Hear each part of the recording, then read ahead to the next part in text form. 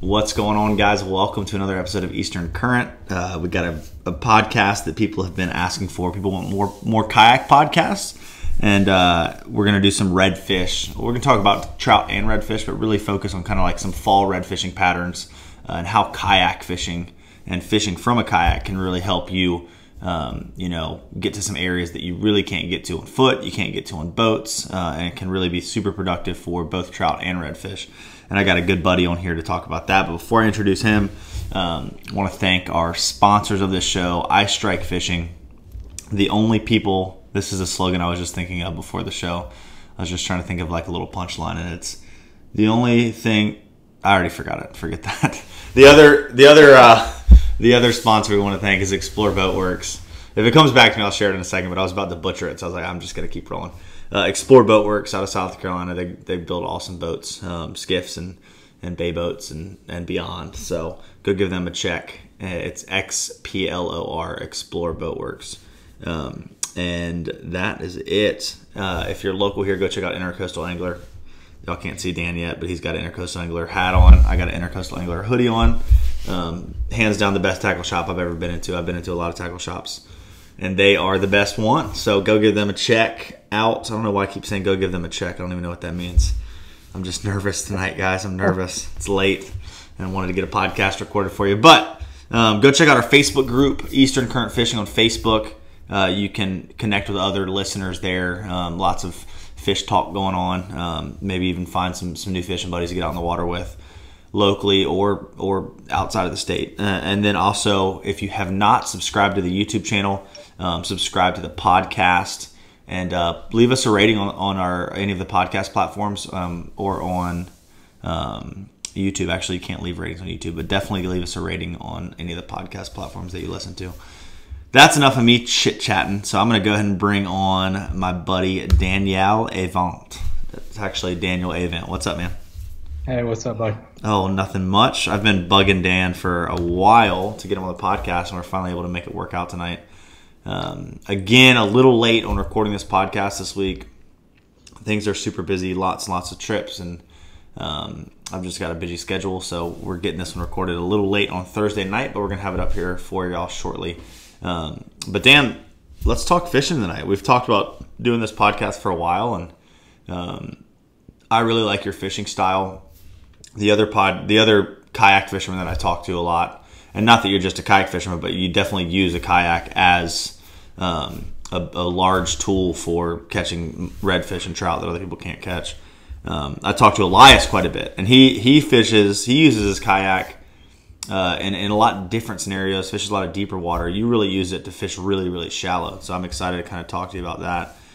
But before we get into it, kind of tell me your backstory, kind of how you got into fishing and everything. As you know, I'm from Wilmington. I grew up here. I was born here. And my dad taught me fishing at a young age. And that's really, the rest is history. I really got into inshore fishing because of Captain Lee Parsons. A lot of people know who he is. Some people don't. He is the OG for sure when it comes to inshore stuff, especially down there, closer to Bald Head area where we fish. And so when I was younger, man, he took me on this fishing trip. My dad was fishing the Bald Head Island Rodeo, for those who remember that tournament when that used to happen. Well, what kind of tournament was that? Was that inshore or nearshore or offshore? Yeah, that was an offshore tournament. Okay. So Captain Lee took me fishing one day. And I'll never forget, that was the first day I'd ever really been inshore fishing. I had no idea where I was. Felt like I was in a different state. And I'd never seen that area of North Carolina. And he took me to this great big flat, and he said, look out there. And there was this big boat wake looking thing coming across this flat. And at the time, I was 14. I had no idea what it was. And we had a live menhaden, and we threw a big old pokey in there. And there was just big school of overslot reds, and they just started peeling drag, and ever since that day I've been really addicted to it. And so I've been going back down there in the kayak in the past recent years and finding fish really, really shallow. And when I say really shallow, I mean I'm negative low tide, 6 inches of water. I don't think people realize how shallow the water gets, and those fish, they don't have to leave, they stay back there. Right. Chase shrimp. And even in the skinniest of skiffs, I mean, you would be hard pressed to get back there in a Gino, because a lot of places that I find those fish, I drag my kayak over sandbars to get there. Yeah.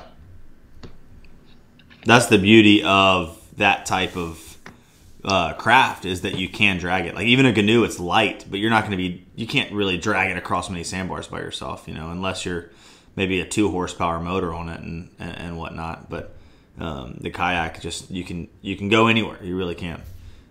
Yeah, absolutely. So, especially this time of year, it's really good down there in a kayak. If you're willing, to get wet and maybe a little bit cold in the kayak, you can get down there on those really low tides and find schools of fish. I sent you some video. You remember that video? Yeah, definitely. I don't post a whole lot of stuff to social media. I just don't have the time to share all my cool experiences on social media like I'd like to. But maybe I'll try to send you that video so you can put it in this video. People can really see what we're talking about. But I'm hooking fish 5 feet off the front of my kayak, sight fishing them. Yeah. And you crouch down in the kayak, just try not to fall try not to fall over, just basically on your knees in the kayak, and those fish will swim right up to you because they can't see the kayak.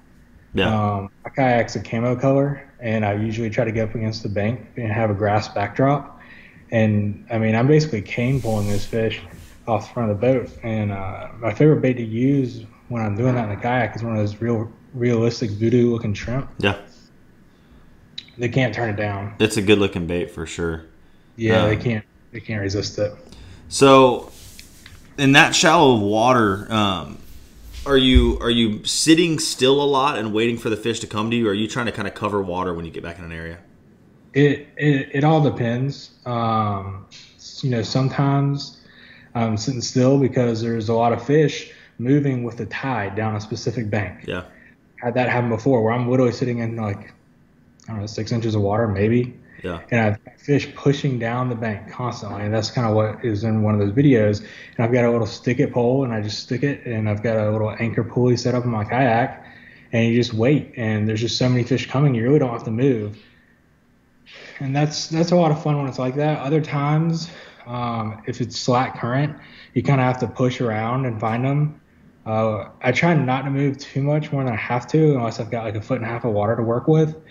Because when you're trying to move around in less than a foot, you spook a lot of fish. Right. Very easily. Yeah, they get real spooky. Half the fish that I'm casting to are usually belly crawlers. Mm-hmm. Up shallow, chasing shrimp around. Yeah, and you've really got to put that voodoo shrimp right in their mouth. You got to put it right in front of them because there's so many shrimp. Last time I had fish swim up the kayak so close, they were jumping shrimp in my kayak. That's crazy. It really is true. And the shrimp are starting to thin out a little bit, but it's in the summertime. There's so many shrimp and so much bait when they're going down that bank and keyed in. You have to put it right in front of their face. They don't have to travel to eat. The food is right in front of them. And I'm not telling you anything new. You've seen that firsthand. You've posted videos of doing that as well in that same area that we fish down there in the river. Yeah, the cool thing about it is those fish will do that in a lot of areas. They'll trap themselves and they'll get themselves really shallow for the shrimp. Tell me a little bit about what you're looking for as far as, I'm not talking about what's your spot. I'm just saying, what do you think attracts those fish to areas like that? What is it in that zone that makes that a fishy area, that makes fish want to stay up there when it's shallow, and that makes it an area that you can target from a kayak? Most of the time when I found fish that do that, it's not really very sandy. It's usually kind of that, and it's not pluff mud either. It's that mixture of that muddy, sandy type bottom where it's not straight, mud that it gets the stinky black mud. Yeah, like soft diarrhea mud. Right. So it's really a combination. You got some oysters mixed in there. It's usually not a hard bank up against the grass. It's usually a very gradual bank leading up to the grass off of a big flat.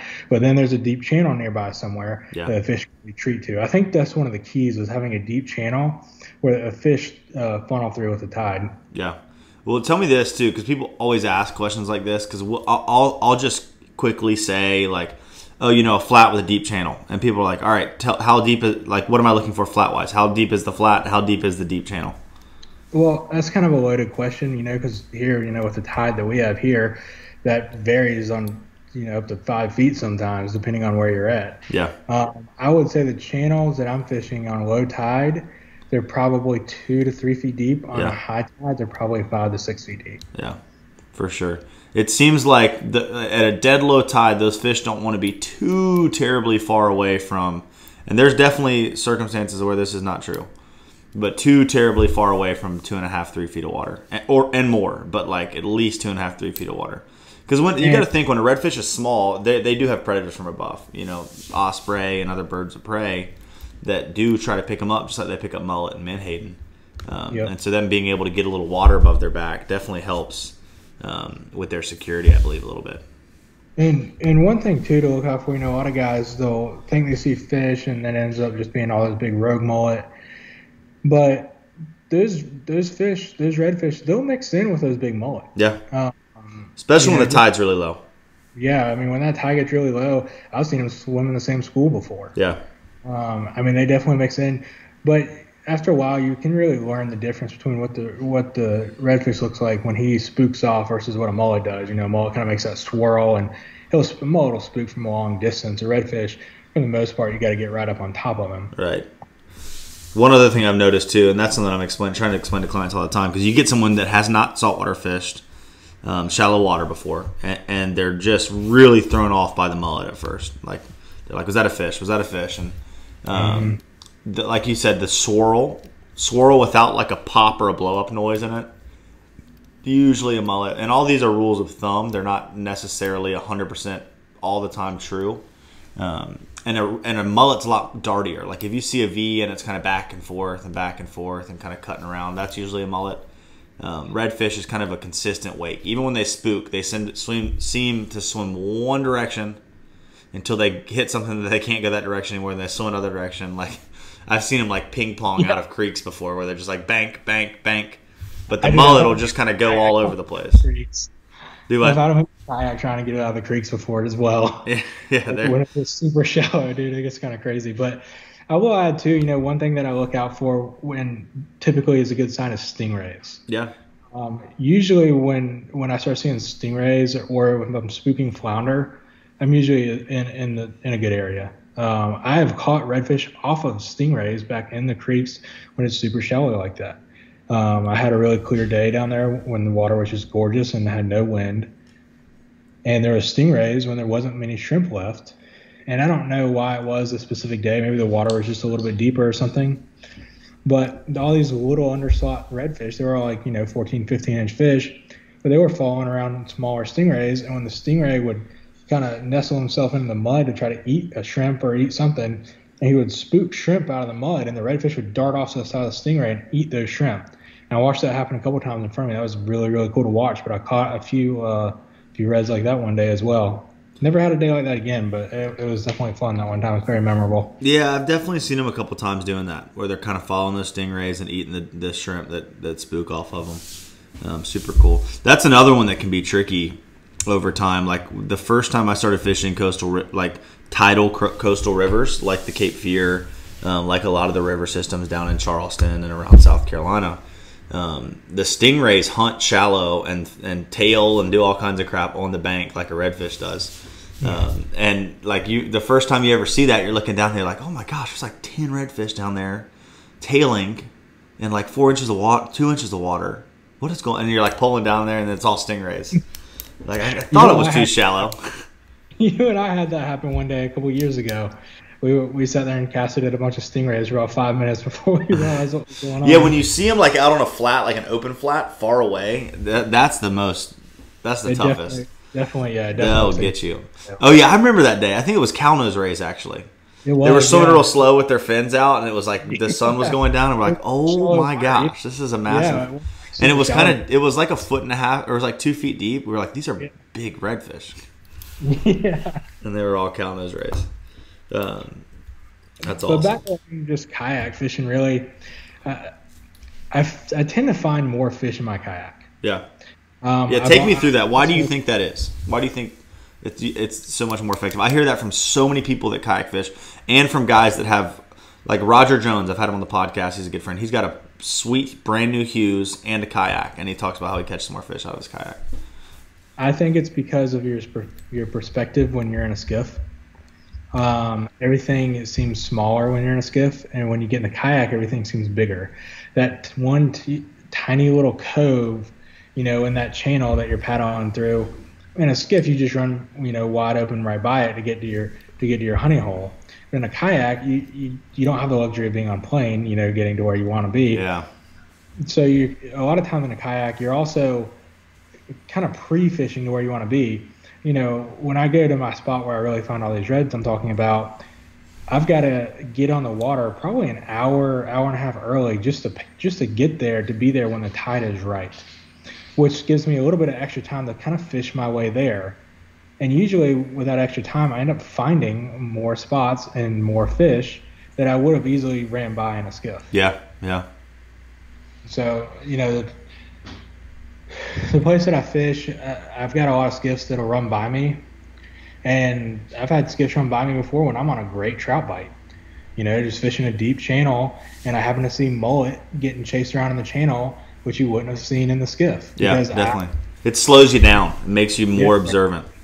Yeah, exactly. And so I got the chance to see those mullet getting pushed around by those trout because I wasn't running through there at full throttle. Yeah. If I would have been in a skiff, I would have never seen them. Yeah, definitely. Yeah, it makes you really pick stuff apart too. Like, I'll learn a lot more little nuances of a bank or a channel when I'm trout fishing. Like today, just slowing down and working a bank, I kind of, if I had been red fishing with topwater plug, I kind of would have blown right through it even off the trolling motor. But really slowing down, we had to kind of work for our trout bite today. We had a good bite, but it wasn't like banging them out every cast. And it would it just slowed me down, and it made me learn, all right, there's some oysters here, this is where the fish are holding. Like, I kind of learned this whole new area a little bit better, as opposed to if I had been I guess what I'm trying to say is slowing down in general helps you learn. The downfall of a kayak is if you're in crappy water, you're in it a little bit longer, but it definitely helps to pick it apart, for sure. Usually when I kayak fish, I plan on getting muddy, getting sandy, and getting wet. And if I don't, I probably didn't go on the right tide. In your kayak too, you can't exactly get out of your kayak at all times either. Usually until the tide gets low enough, I can't get out and stretch my legs. And once the tide does get low enough, I will take a break and get out and kind of take a walk around for a minute if I got to go to oyster bar or something. Because, sitting in a kayak for sometimes 6 hours or more, can definitely get a little uncomfortable. Yeah, for sure. The last time I kayak fished for any extended period of time was this past winter with Elias, and it was like a comfy, cush little kayak seat. Felt great in the kayak all day. I stood up when I got to the bank. I could not stand straight up. I was like hunched over, and my back hurt so bad. It was crazy. Oh, yeah. And so being able to stand up a little bit was nice. And let's talk a little bit about, I still want to go into fishing some, but I think this is important to talk about what you want in a kayak for that type of fishing, and how you like to fish that kayak, and how you like to have your kayak set up. So that's kind of a lot of questions in one, but my kayak it's the only kayak I've ever had. I got it when I was younger, and it's just always been able to do what I need to do. I intentionally got a shorter paddle. One thing, when you get a kayak, you have to, based off of your height and the height of the kayak, and kind of how your chair sits in the kayak, and how, now they've got all these captain's chairs for these kayaks that sit, up higher, and they're adjustable and they can sit lower. So one thing that people don't realize when they get into this is you have to get a paddle that is designed, the length is designed so that you have efficiency while you're paddling.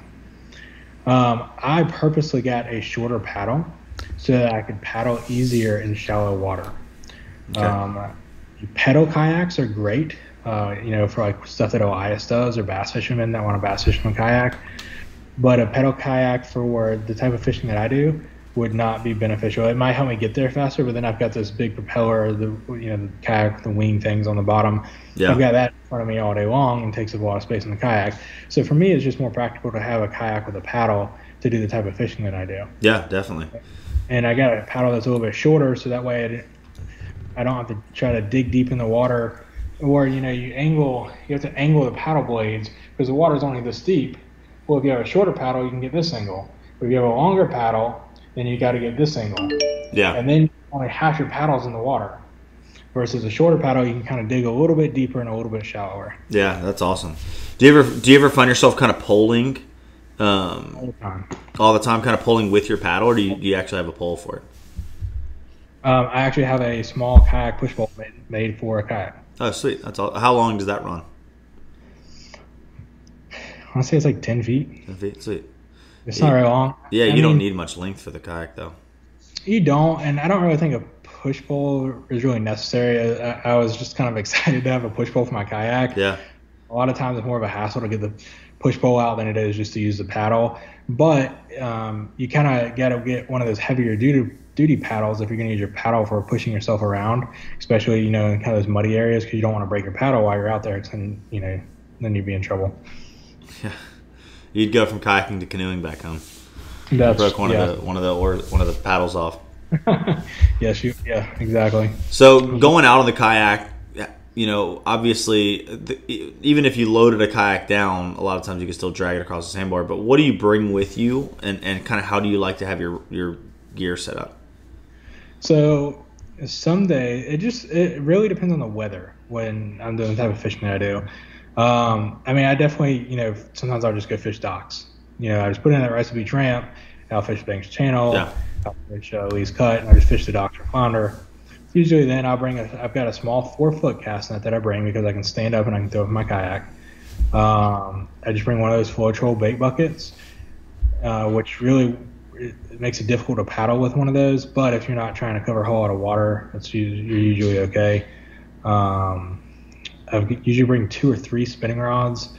I just fish regular length spinning rods. A lot of guys I know, they do make short-handled spinning rods for kayak fishing. I just don't really own any of those because I don't feel like it's necessary for what I do. And then when I go, fish super shallow, if it's really, really nice, sometimes I'll just bring a spinning rod and a fly rock. Yeah. With a leader and, the minimum tackle. Sometimes when I go on a meat run, because the tide's not right, but it's a really nice day, I won't go to obviously try to find fish in shallow water. But then I'll bring a bunch of live bait stuff as well as just your typical jig heads and stuff. And I'll bring 2 live bait setups, and I'll bring 2 rods for throwing jigs. Yeah, heck yeah. Top water. The old top water. So you said you like to throw the voodoo when you're shallow. Is there any other baits that you like to sight fish with from the kayak, or? Yes. Top water is very fun in the kayak. You get a lot of really close blow-ups in the kayak. Oh, yeah, I bet. That's awesome. I have caught belly crawlers on the top water because I didn't have a voodoo rigged up. That is fun. I've got a video of that. I was trusting you that, so we can add it to this podcast. That's really about it. I'll throw just regular jig heads and stuff if I'm fishing like a deep channel waiting on the tide. But yeah, those redfish, when they're on the shrimp, they're on the shrimp. I've had it where they're so keyed in on the shrimp that you can throw a paddle tail and they will not eat it. But you put a voodoo on there and they will eat it. Yeah. So when they're keyed in on the small grass shrimp that we see a lot of times in the summer, do you find that they'll still eat a full-size voodoo, or are you mostly trying to throw that smaller voodoo shrimp? Yeah, they'll pretty much eat the smaller one all the time. I've never really had to switch up sizes to catch, to get them to eat. Doesn't really seem to be an issue at all. Gotcha. I've definitely, seen them get so keyed in on that shrimp, and I'm with you. I haven't had the size play much of an issue in it. And like you said, that a lot of times redfish, like you were saying that they'll get so keyed on the shrimp and not eat anything else. Sometimes redfish get like that. Other times it seems like it's 99.9% presentation. If you put it in the exact right spot, twitch it, they'll eat it. But I will agree with you, when the shrimp are really thick, they can be just extremely, extremely keyed in on those. Yeah, like I was saying earlier, you just got to put it right in front of their face, and then you just give it 1 or 2 twitches, and then they'll smash it. Yeah. But I've put it in front of their face before and still not had them eat it, just because there's so many shrimp they didn't see it. Right. There's just tons and tons of shrimp, and I definitely see that play out a lot, like you're saying, at those negative low tides, those big low tides where all the shrimp are out of the grass, all of them are piled up, and in certain areas. That is some fun fishing, and it's, I mean, honestly, some of the videos you send me too, it's fun to just sit back and watch when that's going on. You know, like it's fun to catch them, go catch 2 or 3, and then just sit back and just watch them. Even maybe bring a camera and take some pictures. Oh yeah, I mean, I had to stop. They'll put on a show. I could have sat there and just caught, probably another 10 fish that day, but instead I just had to stop and take some video, so I could share with everybody, how good it was. Because it takes the right conditions for it to get like that. You really don't get many conditions like that.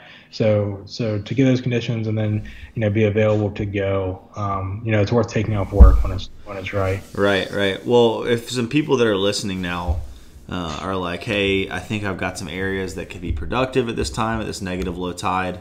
And a productive area for this, you guys, like it doesn't have to be a big, massive flat. It could be a creek. Just think of areas that get really shallow at low tide that you're already catching fish in. And try to go find those little deeper areas that still hold enough water at low tide. But for those people that might have a spot that they want to go check out or want to go look for, what are the conditions that they should be looking for? What are the weather conditions and kind of the water conditions?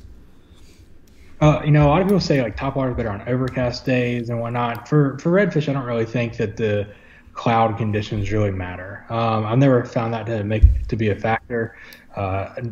The only thing I can say about the cloudy conditions is when it's really overcast. Depending on if the clouds are really dark or not, I will throw a darker or a lighter bait if I really want to throw topwater. But you're probably not sight fishing much, when you have bad overcast anyways. Right. The north wind is extremely helpful. A light north wind really gets the fish fired up. I don't know why it does. I don't know if it's just maybe it's a cooler air. But in the early fall, we get some north wind. Like for the past few days, it's blowing north pretty hard. But really, that's the best time is just that light north wind on a falling tide. Light being like 10 to 15, or light being like 2 to 5. 2 to 10. 2 to 10, sweet. 2 to 10. A little texture, a little bit of texture, but nothing that's doing any damage. And you can definitely, I've still definitely caught them when the wind's blowing more than 10 though. Right. But it just makes it more difficult, from a fishing perspective to catch those fish. The fish don't really care how hard the wind's blowing unless it's blowing like 30 miles an hour. It just makes it really hard to see those fish pushing and belly crawling, when you've got dirty water and because the wind's blowing really hard and you've got, a bunch of chop breaking in that shallow water up on the bank. Yeah. Especially when you're fishing that shallow too. It really doesn't ever get too choppy unless you've got like a bigger deep flat in front of you, because you're fishing so shallow. Usually I've got a sandbar on either side of me, which really kind of helps the water from getting too choppy. Yeah, definitely. I think I know what you would say here, but what would be if you could say like one tool or accessory that might be the most beneficial to have when trying to shallow water redfish and trout fish from a kayak? Definitely a light rod that you can cast a lot with. I fish a medium light Fenwick HMG with a 2500 Shimano Stratic. Oh, sweet. I like it.